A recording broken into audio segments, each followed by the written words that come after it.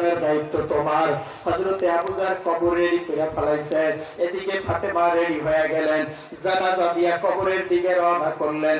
হযরতে আবু যার গিফারি হযরত আলীকে টেনে ধরে বললেন, ভাই আলী একটু অপেক্ষা করো, আমি একটু কবরের সাথে কথা বলবো। বাবারে কথা বাড়াইবো না, শুধু একটু শুনাইবার জন্য। যার আমল তাকে কইরা তারপরে কবরে যেতে হবে, অন্যের দোহাই দিয়ে আমাকে চললে আমার মাওলায় মাফ করবে না। কথা বলেন ঠিক কিনা?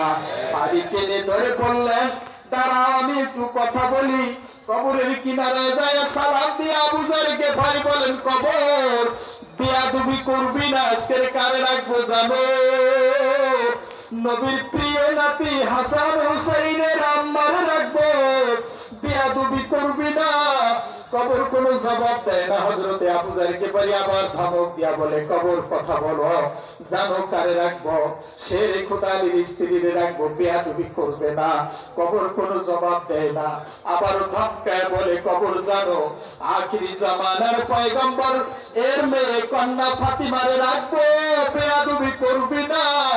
কবরের জবান খুলে যায় আর ডাক দিয়া বলে, আবু যার আমি হাসান হুসাইনের মা কেউ চিনি না, শের খোদা আলীর স্ত্রী কেউ চিনি না, শের খোদা আলীর স্ত্রীর কেউ চিনি না, আখিরি জামানার নবী পয়গম্বরের কন্যারও চিনি না।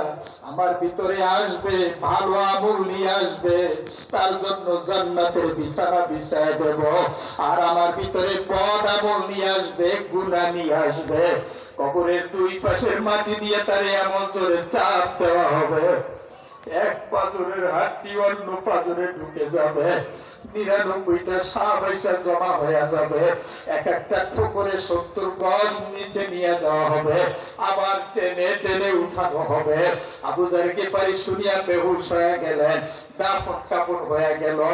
এরপরে জ্ঞান ফিরলে তার জীবনের মধ্যে লেখা যতদিন আবু যার গিফারি পয়সা ছিল, শুধু রাস্তায় রাস্তায় দৌড়ইতো আর বলতো, কবর